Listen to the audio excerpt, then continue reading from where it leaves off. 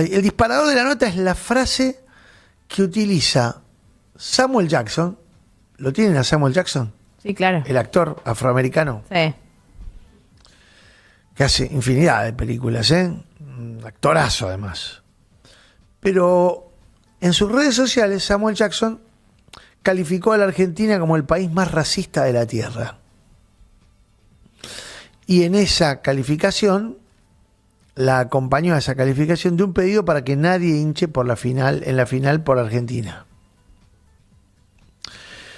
Hubo un intento por estigmatizar a la Argentina durante el Mundial, sobre todo en la última etapa del Mundial, en una campaña que mezcló fake news, inteligencia artificial y las denominadas usinas propagadoras de mensajes de odio, que las hay en el mundo y que están coordinadas. El otro día escuchaba a un, entre comillas, colega, seguramente lo habrán visto en algún canal, es un pelado, pinta de rugbyer, sobrealimentado y con esteroides, que sale de cronista desde diferentes lugares de Europa, Martin, haciendo toda una referencia, fuentes que son de los servicios de seguridad y de inteligencia españoles, no sé cómo funcionan. Ya, servicio de inteligencia español me suena raro, pero Martín decía, bueno, está confirmado que los que estuvieron detrás de la campaña anti-argentina fueron los muchachos de la compañía. ¿Se acuerdan? Esa empresa. Oh, sí, Vigo. Claro, que tenía financiamiento ruso, que operaba desde Bolivia y que ya había sido objeto de análisis cuando supuestamente vertebró la campaña contra el gobierno de Milei, ¿se acuerdan? Los famosos medios y periodistas pagados por rusos, sí. El quilombo que se armó con eso. Bueno. Que parece que estaba medio flojito de papeles toda la cuestión. Sí, pero nadie más habló del tema, evidentemente algo pasaba ahí. Pero atenti con esto porque esa sensación instalada de que algo raro estaba pasando, más allá de la cuestión futbolera, de la chicana, fue cierta, pero estuvo inducida en gran parte por esto que te estamos señalando. Esa sensación instalada de que somos el país más racista de la Tierra, hubo un objetivo claro para proceder a instalarlo, y la pregunta es, ¿por qué? ¿Por qué nos transformamos en el gran villano global? ¿Y qué tuvo que ver con esto, o esto, con el gesto argentino del jugador o de los jugadores argentinos del miércoles anterior a la final, cuando le ganamos a Inglaterra y desplegamos la bandera de las Islas Malvinas? Que dicho sea de paso, están todos hablando del proyecto que el gobierno tiene, que acá te enteraste hace 3 semanas, ¿te acuerdas cuando te lo contamos? El proyecto para recuperar soberanía de Malvinas y esta zaraza con la que nos están queriendo envolver.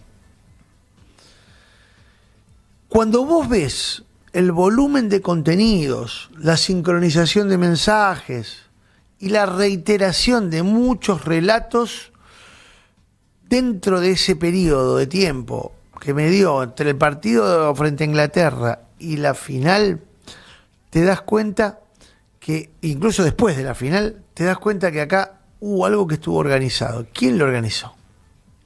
Bueno, lo primero que tenés que ver es estadísticamente. Hay una estadística que la mide el Servicio de Protección en Redes Sociales que tiene la FIFA. Sí. Hizo un balance después de terminado el Mundial y escanearon 53 millones de publicaciones y comentarios dirigidos a delegaciones, futbolistas y cuerpos técnicos. Dentro de esos 53 millones hubo 7 millones de mensajes, y voy a leer textual, potencialmente dañinos o abusivos durante la Copa del Mundo. ¿Sabes cuántos más que en el 2022? 14 veces más. Es una locura.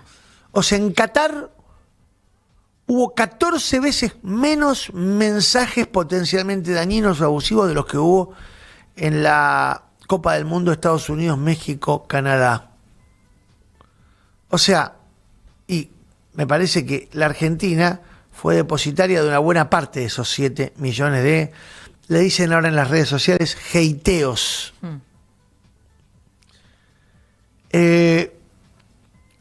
Además hay otra nota, hay otra organización citada en la nota que se llama el Observatorio Europeo de Medios Digitales, y en el análisis que hacen determinan que las interacciones dirigidas a la comunidad argentina tuvieron patrones inusuales de viralización.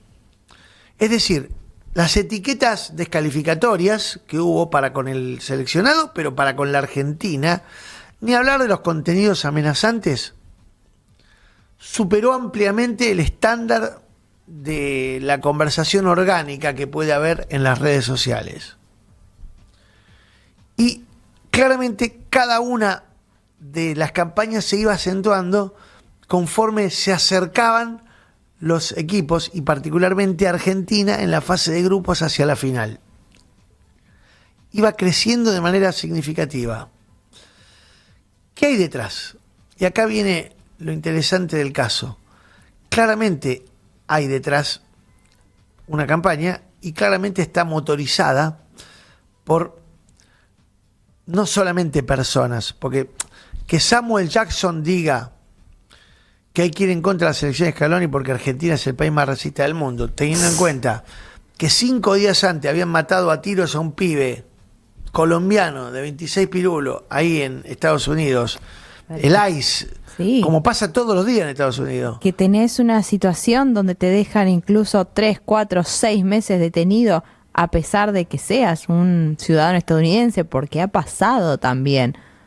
O que tengas una residencia legal, o querés algo más concreto. Sí. Hasta 1970 tenía situaciones de total y completamente segregacionismo en toda la sociedad estadounidense. Olvídate. O sea, en la década del 70 todavía las personas afroamericanas, porque ya eran afroamericanas, no podían subirse al colectivo. Tenían colectivos específicos. No podían usar el mismo baño. Y estamos hablando de hace 60 años. Olvídate. Bueno, escuché este dato para cerrar esta parte, porque después me quiero meter en lo que pasó realmente. Esto es en redes sociales. Pero después hubo algunos ataques, porque la viralización de algunos mensajes terminan calando hondo y generando reacciones de violencia contra comunidades de nuestro país dentro de otras naciones, fundamentalmente europeas. Pero escucha esto. Hubo reportes de firmas globales, como menciona dos, Fortinet e Intel 471, son 2 firmas globales que se dedican al tema del análisis en redes sociales, describieron el entorno del Mundial como el espacio de ciberataque más complejo de la historia del deporte, y detectaron, y acá viene el dato, la intervención de más de 19.000 dominios fraudulentos y aplicaciones maliciosas creadas desde el inicio del 2026 para actuar en las conversaciones de la Copa del Mundo. O sea, se prepararon para esto. No es que fue algo espontáneo. Se prepararon creando cuentas falsas a través de las cuales ir instalando temas relacionados a la cuestión y desembarcar con el discurso fuerte en el momento en el que se las necesitara. La pregunta es quiénes son los que están detrás de esto, ¿no? ¿A quién le puede interesar? Tengo la impresión que acá debe haber algún interés en promover cierto grado de desestabilización de un clima social que evidentemente se enrarece cuando ocurren estas cosas. Ahora vas a ver lo que está pasando cuando podamos tomar contacto en países como España, con las comunidades como la nuestra, ¿no? Como la comunidad argentina. Pero también es cierto que el gobierno de nuestro país ha hecho bastante para aislarse en materia política de las discusiones sobre las cuales la humanidad ya parecía tener un saldo favorable. Voy a poner un ejemplo.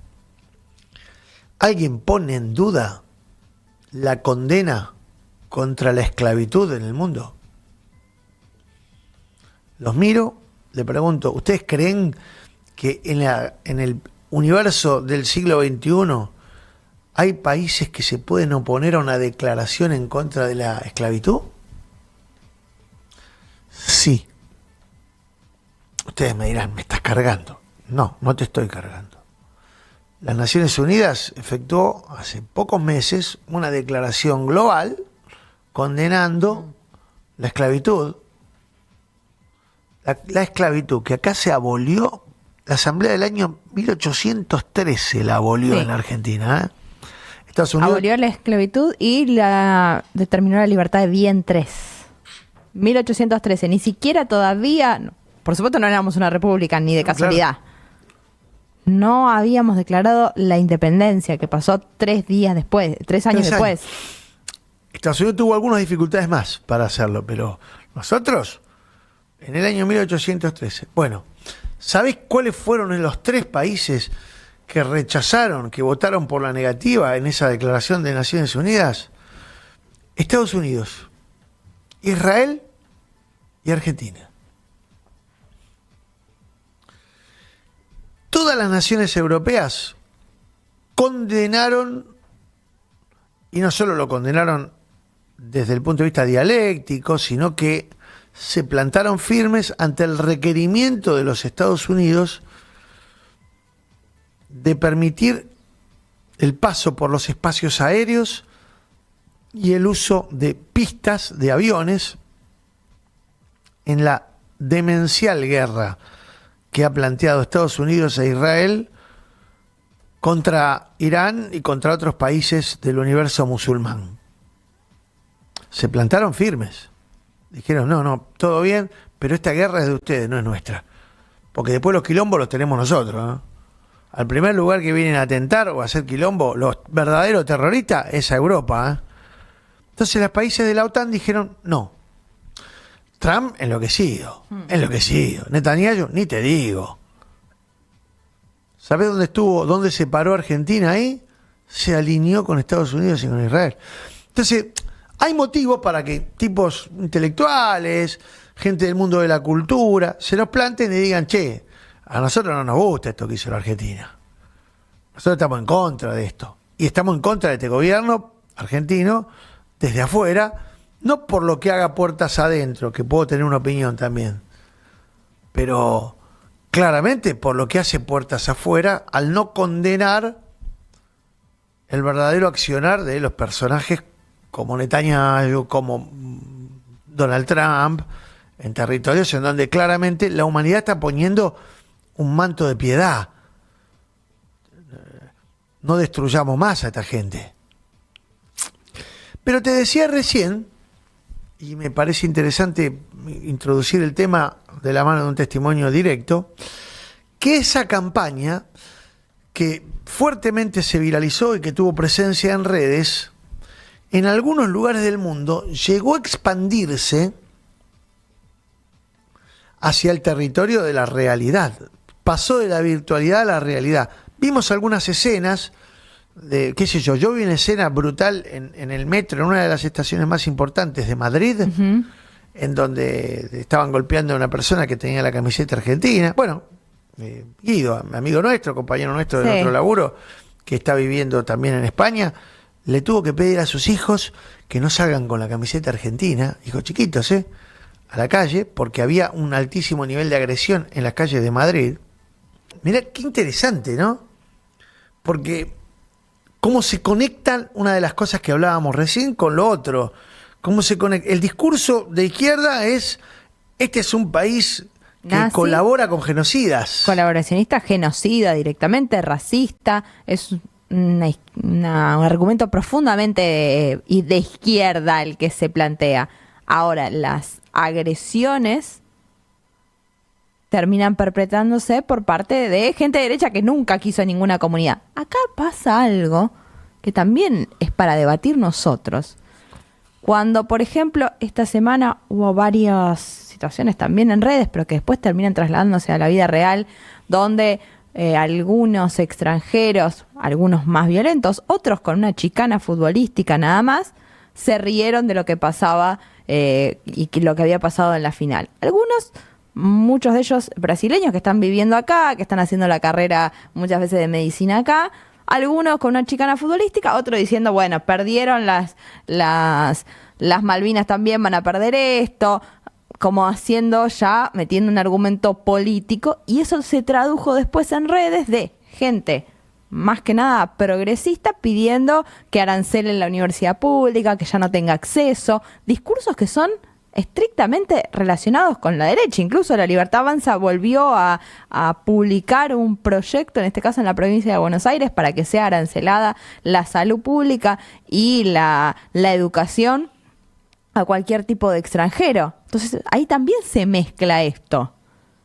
Y está bueno para discutirlo. Pero ¿cómo no se va a mezclar si estamos en presencia de un gobierno que claramente tiene una mirada ideológica? ¿Saben dónde está el presidente en este momento? Se lo contábamos recién en el F.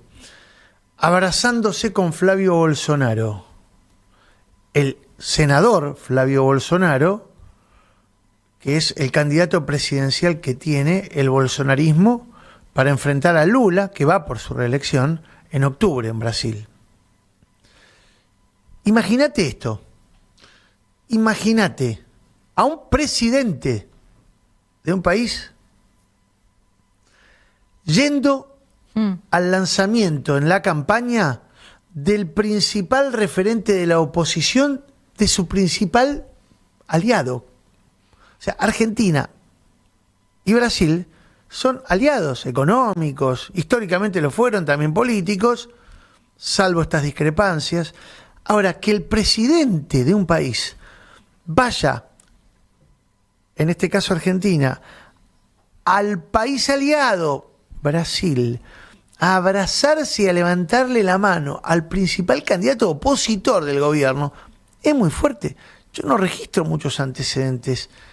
Porque puede ocurrir que vos, estando en la oposición, te mancomunes con la oposición de otro país porque estás en desacuerdo con el gobierno que hay en otro país, alineado con lo que vos pensás, y vas a combatir y a militar contra ese país.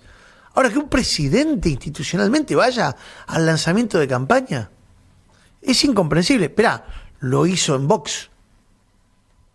O sea, Milei va a las campañas de Vox en España. ¿Sí? Se va a abrazar con Abascal, que es el representante, ya que hablábamos de España, del pensamiento y de la ejecución de ese pensamiento más rancio de la derecha europea. Entonces, vos decís, bueno, si lo hace en España, ¿por qué no lo haría acá? No gobierna Vox, por lo menos de momento gobierna Pedro Sánchez. Un gobierno de centro-izquierda, parado en las antípodas ideológicas de Milei y de los libertarios. Ahora, Brasil es tu socio. Brasil es todo lo que vos deberías tratar de conllevar en materia de relación diplomática, lo más ágil, lo más... ¿sabes qué pensaba? En el Pichichi pensaba. El Pichichi.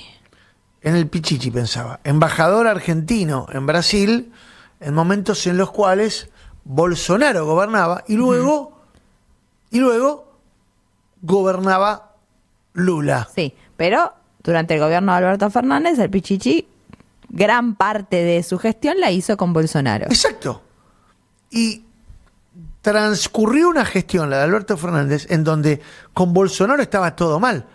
Ahora, presidente Alberto Fernández, ir a un acto de campaña, eso hay que ser cuidadoso. Se cuidaba hasta el Pichichi de eso, de mantener buenas relaciones con unos y con otros. Muchachos, la diplomacia es otra cosa. Es verdaderamente preocupante.